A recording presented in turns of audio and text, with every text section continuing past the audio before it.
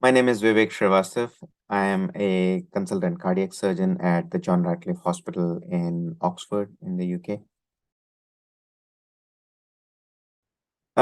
For a long time, ever since the first I remember is sort of standard or class 7 that I thought I'll choose to become a doctor because it just seemed to be a very noble profession where people are helping others and doctors can benefit a lot of people. So even at that time, my teachers used to say, have a think about this career before you decide what you want to become. But it seemed to stick, and it somehow, luckily, it's all worked out. So I have gone on to choose what I wanted to become. So thank you. As you know, I'm a cardiac surgeon. I trained basically as a cardiothoracic and vascular surgeon, and before that, I became a general surgeon. So my initial training was in India, and when I first started to train as part of general surgery training, also you go through all the specialties as well as the rotation. And as soon as I saw cardiac surgery, it seemed to be such an exciting branch, and there's so much benefit to get a patient because people come in with really sometimes life-threatening situations, or sometimes people are really disabled by their symptoms. And that just seemed to be something that brought the most benefit to patient, that specialty as such. And luckily, as things went along, I carried on training in that. And now, as practice in the UK has narrowed down to one subspecialty, I have remained as a cardiac surgeon, and certainly it's been a privilege to be in this specialty. No thoughts about another specialties at all.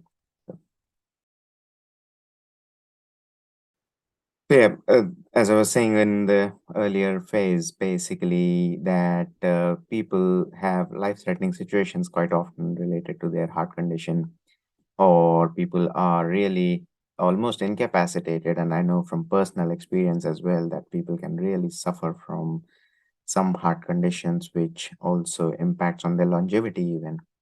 And the fact that you can change the disease course for most people, I hope just change how they live their life, how much of a life they have remaining of good quality life, but also sometimes rescue them from near death experience and rescue them from nearly where they would be dead in a few hours if they are not attended to. And the results from that is what brings personal satisfaction, brings satisfaction for the entire team that we have as a group achieve something to benefit a patient and, of course, the family and their near and dear ones, which is what uh, we are in this profession for. Um, the cardiac surgery is a very worrying experience for people, and it can be a very life-changing event in some people's lives. And people find that they can speak freely to me to discuss their apprehensions, to clarify whatever their doubts are, and the explanations I offer. So that is what keeps coming back in my feedback, that I am actually very attentive to their needs in terms of how they want to go, how they are going to go through the operation. And then they are able to discuss freely with me, and also that I look after them afterwards as well in a caring way. I think people are really trusting. I find people really brave to go through cardiac surgery and put their trust in me or another surgeon's hands. Clearly, there is a choice to be made, and until that relationship works, I think it's very difficult for people to kind of choose who they want to have an operation with. But it is really a credit to some patients who overcome their fears and whatever apprehensions they have to go through cardiac surgery and put their trust in my hands or another surgeon's hands. That is what I find about patients.